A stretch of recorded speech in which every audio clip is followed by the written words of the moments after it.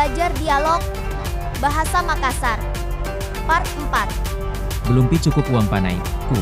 Tahun depan pi baru ke rumah takaa. Artinya, uang panai, saya belum cukup. Tahun depan saja saya ke rumah kamu, perempuan. Partikel PI pada penggalan. Kalimat tadi bermakna penegasan, kata belum, dan kata tahun depan. Contoh konteks kalimat lain, misalnya, Ayo makan pisang epe. Saya pi yang traktir kok. Artinya ayo makan pisang epe. Saya saja yang bayar nanti. sudah pi salat isya. Baru ku jemput ki artinya, sudah salat isya saja.